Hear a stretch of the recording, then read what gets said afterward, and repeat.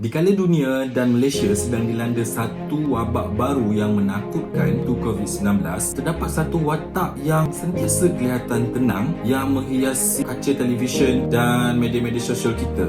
Siapa sebenarnya watak yang diperkatakan ini?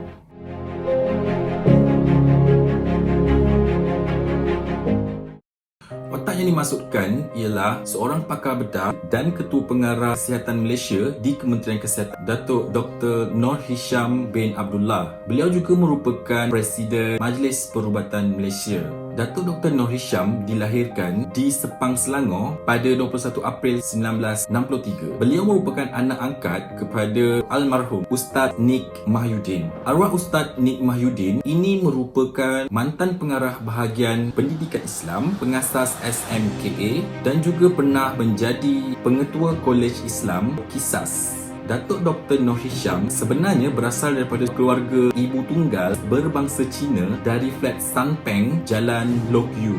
Beliau telah mendapat beberapa kelulusan seperti Medical Doctor dari UKM pada tahun 1988, Master of Surgery UKM, Royal Australia College of Surgeons Fellowship, Training in Breast Endocrine Surgery, Academy of Medicine Malaysia pada tahun 1998, Fellow Academy of Medicine Malaysia pada tahun 2004, Advanced Management Program Oxford Business School UK pada tahun 2008. Datuk Dr. Noor Hisham menyertai perkhidmatan awam sebagai pegawai perubatan pada Ogos 1988. Beliau kemudiannya menjadi pakar dalam pembedahan endokrin dan melakukan latihannya di pelbagai universiti di Adelaide dan Sydney, Australia. Pada 1 Mac 2013, beliau telah dilantik sebagai Ketua Pengarah Kesihatan menggantikan Datuk Seri Dr. Hassan Abdul Rahman.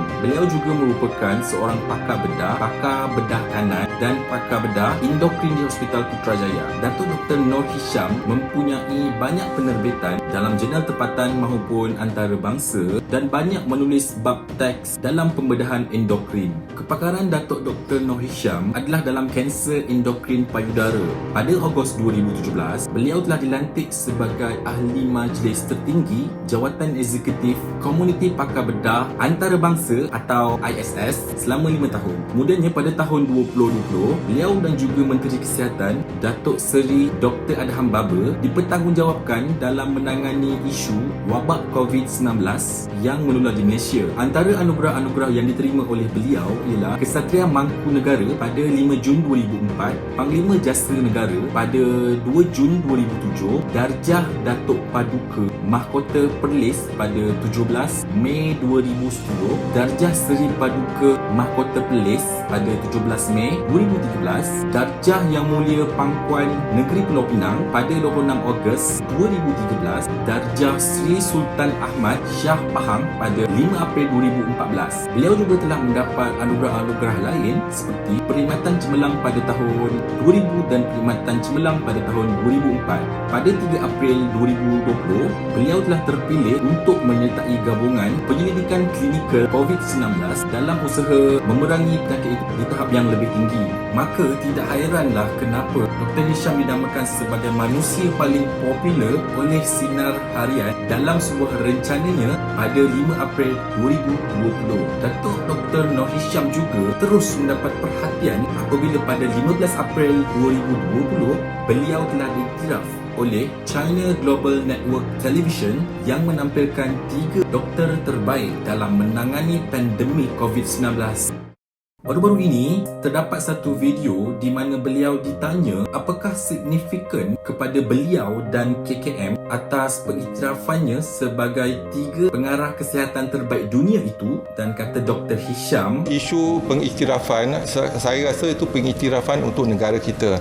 Apa yang penting yang saya ialah kita Kementerian Kesihatan bekerja sebagai satu pasukan dan kita memberi nasihat Yang pastinya yang membuat keputusan bukan saya, ialah Yang Amat Berhormat Perdana Menteri. Dan saya juga ambil kesempatan ini untuk mengucapkan terima kasih kepada semua kementerian dan menteri-menteri yang datang bersama untuk bekerjasama untuk melaksanakan MCO ni. Terima kasih kepada Angkatan Tentera Malaysia dan juga Polis Diraja Malaysia dan pihak Immigration untuk melaksanakan kawalan sempadan.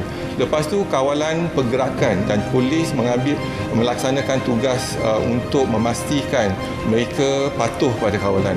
Dan juga kita kena ucapkan terima kasih kepada barisan hadapan sama ada daripada pihak kesihatan ataupun Polis Diraja Malaysia dan mereka yang tampil ke depan untuk melaksanakan.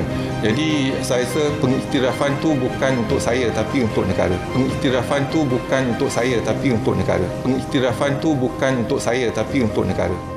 Jadi kita sebagai rakyat Malaysia haruslah terus menyokong dan membantu Dr. Hisham dan pasukannya untuk memerangi penyebaran virus COVID-19 ini.